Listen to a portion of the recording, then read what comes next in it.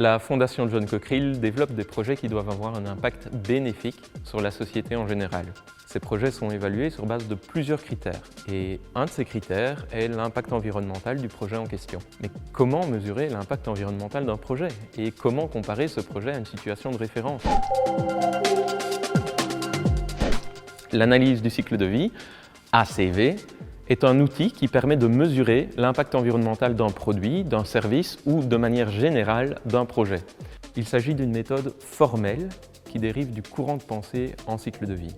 Ce courant part du principe qu'un projet n'a pas des impacts uniquement durant sa phase de fonctionnement, mais tous les éléments qui ont mené à sa construction et tous les éléments qui suivent auront également un impact qui doit être pris en compte pour comparer deux projets l'un à l'autre ou pour analyser un projet.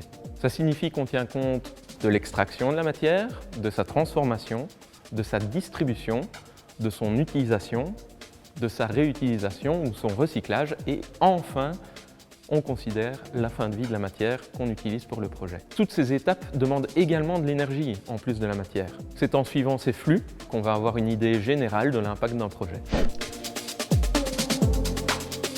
Alors, en pratique, pour effectuer une analyse de cycle de vie, on va se focaliser sur les flux d'énergie et de matière.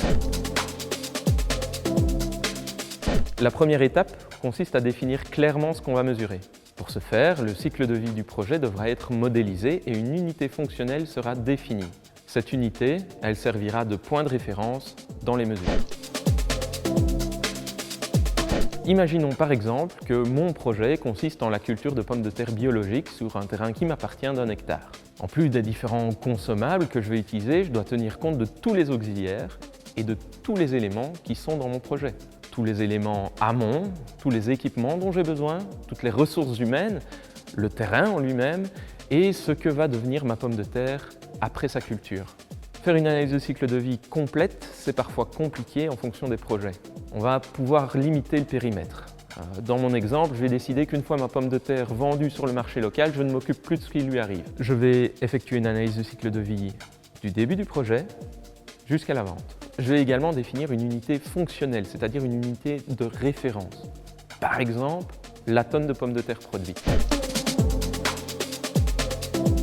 L'étape suivante consiste en un inventaire de tous les auxiliaires, de tous les consommables. Si j'ai besoin, pour ma culture de pommes de terre, d'un engin agricole, par exemple, qui a une durée de vie de 20 ans, et que sur ces 20 ans, chaque année, je cultive 10 tonnes de pommes de terre sur mon hectare, mais que je dois tous les 4 ans prendre une année de mise en friche, alors je vais cultiver 160 tonnes de pommes de terre sur la durée de vie de mon engin. Je vais diviser l'impact total de cet engin par 160 pour allouer l'impact par tonne de pommes de terre produite de mon engin. Dans cette étape et pour une analyse de cycle de vie formelle, je vais devoir avoir un inventaire qui est exhaustif et je vais ensuite passer par un long processus d'analyse quantitative des impacts par rapport à cet inventaire que j'aurais fait. Ça nécessite l'accès à des bases de données spécifiques, à des logiciels dédiés, mais une alternative, c'est de se contenter non pas d'une analyse de cycle de vie à proprement parler, mais d'un procédé plus qualitatif. Si je retourne à mon exemple, je souhaite savoir si le projet est mieux que la situation de référence classique. Je vais effectuer une analyse qualitative sur mon projet et sur le projet de référence. Dans ce cas-ci, je vais considérer que ma culture de pommes de terre bio, sans produits phytosanitaires, ne nécessite pas d'irrigation et se fait avec du matériel entièrement manuel. Je considère que le terrain se situe en face de chez moi et que je ne dois pas me déplacer pour aller sur mon terrain. Je vais vendre sur le marché local qui se trouve à quelques kilomètres de là mes pommes de terre. Je vais comparer ça au projet de référence, à un projet d'agriculture traditionnelle. Je vais considérer que le fermier va utiliser 1600 litres d'un produit phytosanitaire X pour produire 16 tonnes de pommes de terre par an en moyenne sur cet hectare. J'ai considéré qu'il n'irrigue pas non plus son terrain.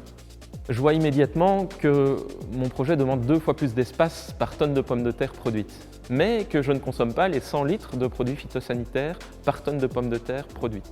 On utilise tous les deux la même quantité d'eau, c'est-à-dire 0. De manière générale, on voit comment une analyse de cycle de vie permet de prendre en compte plein d'aspects pour comparer de manière la plus fiable possible deux projets. On voit qu'on peut faire une analyse plutôt qualitative, générale. On voit qu'on peut comparer deux projets, qu'on peut voir à quel point mon projet est bénéfique sur certains aspects, mais à quel point il est négatif sur d'autres. Le projet présenté est simpliste. Réfléchir en termes de cycle de vie n'est pas forcément facile et effectuer une analyse de cycle de vie formelle l'est encore moins. Si vous avez besoin d'informations complémentaires sur ce sujet, vous pouvez contacter la Fondation John Cockerill. Bonne chance.